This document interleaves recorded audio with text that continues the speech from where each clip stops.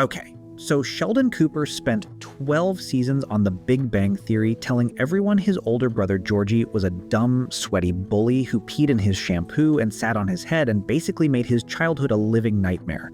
And for 12 seasons, we believed him. Like, completely. Because why wouldn't we?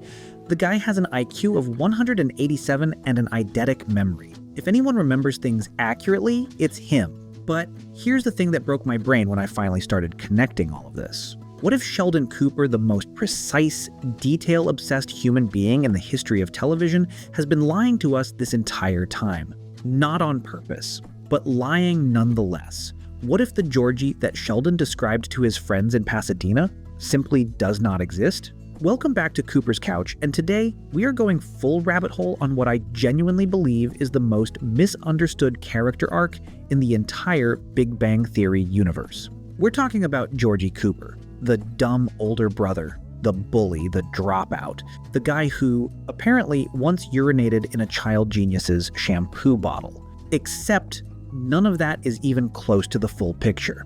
After spending way too many hours going through the research rewatching episodes, reading through the writer's commentary, and basically mapping the entire Cooper family timeline, I found 3 things that completely rewired how I understand this whole franchise. And they go way deeper than I ever expected.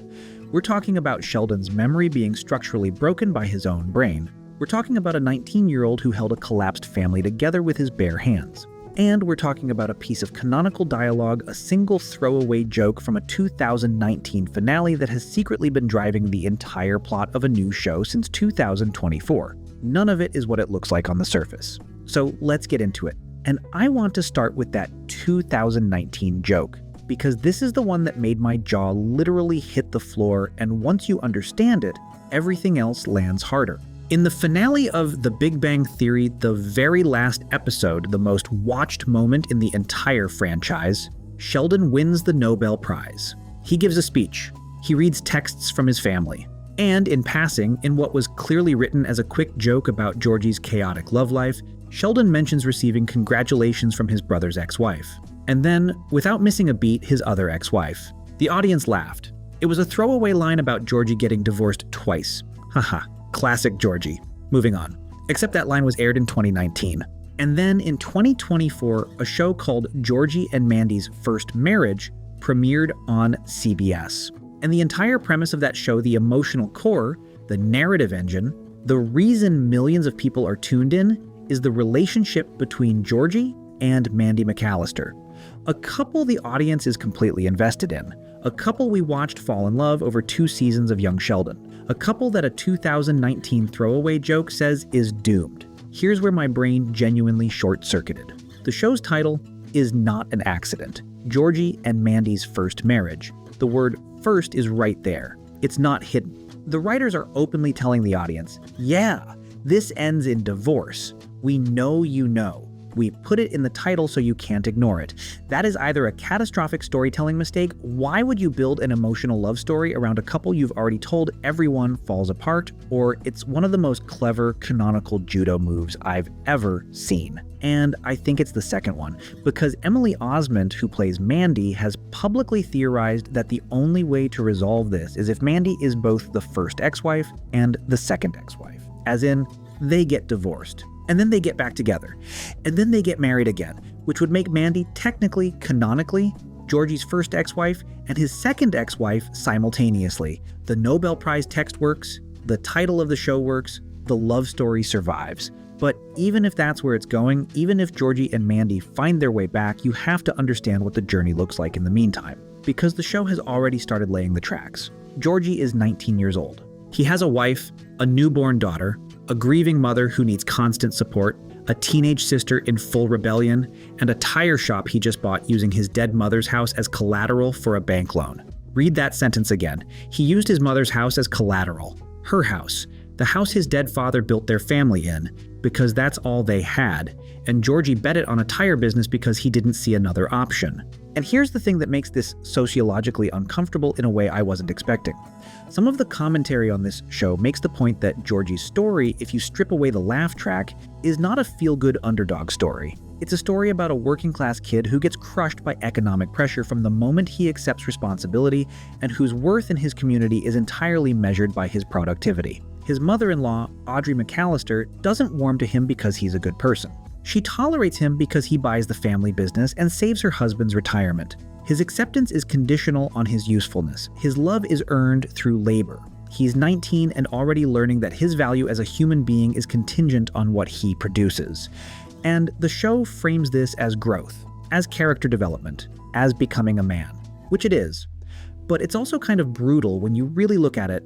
Honestly, my brain short-circuited a little sitting with that one. So that's the future. That's where Georgie ends up 19, buried alive under responsibility, betting everything on a tire shop and a prayer. But to understand why any of that hits as hard as it does, you have to go back to where the story started. And specifically, you have to understand why we got Georgie so wrong for so long. Because the villain version of Georgie the bully, the tormentor, the guy who made Sheldon's childhood a nightmare, that version came from exactly one source: Sheldon. And here's the problem with that. Sheldon Cooper has an IQ of 187 and an eidetic memory. He's the last person you'd expect to be an unreliable narrator.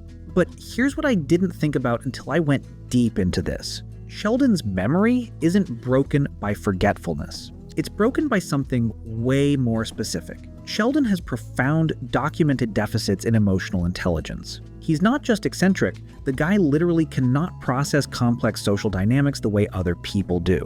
He interprets everything through a hyper-literal, hyper-egocentric lens.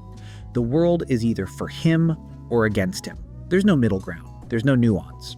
There's no, maybe my brother was also going through something. So when you're a kid like Sheldon, overwhelmed, constantly misunderstood, the weirdest person in every room, and your older brother grabs your Halloween costume, that's not a protective older sibling making a judgment call. That's an act of war. That's malice. That lands in the memory as he tried to destroy me. The Madame Curie costume. This is the example that hit me hardest. In Sheldon's version of events, Georgie stole his costume out of cruelty. End of story. But when we finally meet adult Georgie, played by Jerry O'Connell in season 11 of Big Bang, he explains exactly why he took that costume. The neighborhood bullies in Medford, Texas in the late 1980s were not going to understand a boy dressed as a female Polish chemist. They were going to hurt Sheldon, badly, and Georgie knew that. He took the costume to protect his little brother from a beating. The same act. Completely opposite meanings. And that's the thing about Sheldon's memory. He remembers the event with perfect accuracy. He just interprets it through a framework that literally cannot incorporate the idea that someone else had a more complex motive than pure cruelty. His brain doesn't have the architecture for that kind of reading. Wait, let me back up for a second. Because once you accept that Sheldon's childhood stories are real, but the interpretations are filtered through a fundamentally broken emotional processor, it changes everything about how you watch both shows. Every single complaint Sheldon has ever made about his family becomes suspect. Not because he's lying, but because he genuinely, neurologically cannot understand why people do things for him that don't benefit him directly. The showrunners even confirmed this. Stephen Molaro, one of the executive producers, basically said, "Stop comparing young Sheldon to the Big Bang Theory. They are two different things." But here's how I read that. They didn't just retcon Georgie to make him nicer. They retconned how we should be processing every piece of information Sheldon has ever told us. Sheldon isn't narrating his childhood. He's narrating his childhood as understood by a traumatized, neuroatypical 9-year-old. And he's never updated the file. That's insane. That's such a quiet, sophisticated piece of writing that it completely hid in plain sight for over a decade. But, okay, that's wild. But it's also kind of theoretical, right? Like, it explains the narrative inconsistency, but does it tell us who Georgie actually was? Yes. And this next part is where it gets really heavy. George Cooper Sr. died when Sheldon was 14 years old. The show establishes this pretty clearly. And in the aftermath, something happened to this family that Sheldon, who was already gone, already on a scholarship, already absorbed into the rarefied world of academic physics, completely missed. Georgie was 17. He was the oldest person left in that house. Not the oldest adult, not the oldest capable person, the oldest anyone, at 17. And here's what that house looked like. Mary Cooper, the strongest woman in Medford, Texas. The one who had an answer for everything. The one who kept the whole operation running completely collapsed.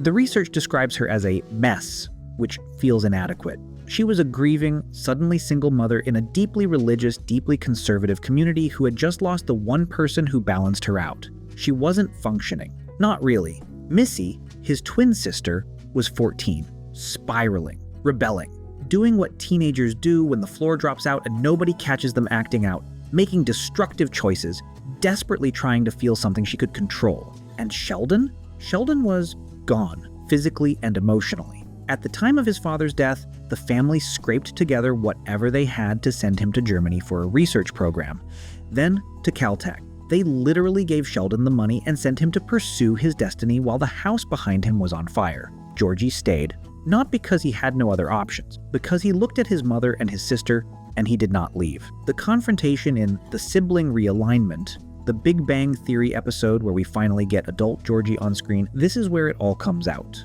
And Georgie says something to Sheldon that I genuinely think is one of the best written lines in the entire franchise. He says something like, "She was protecting you, just like I was protecting you, because you're my baby brother."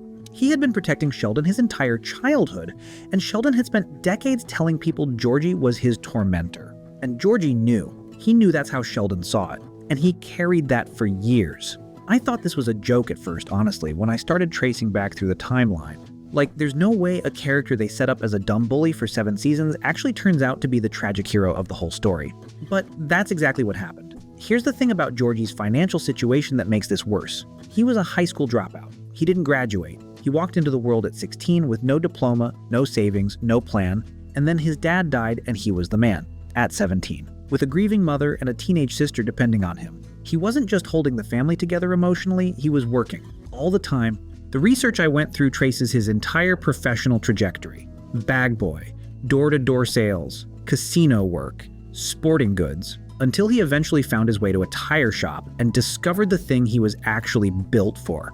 And the whole time, Sheldon was in California. Sheldon was at Caltech.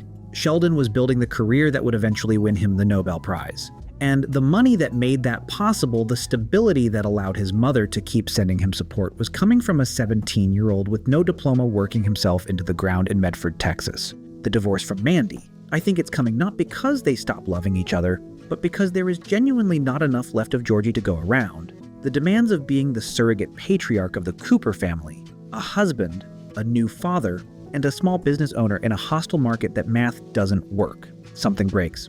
And the saddest part is that the thing that breaks is probably the marriage, because that's the one relationship in his life that is optional. He can't choose to stop supporting his mother. He can't choose to ignore his sister. He can't walk away from the loan. But he can, and apparently will lose the person he loves, because he has nothing left to give her by the time she needs it. That is not a dumb bully.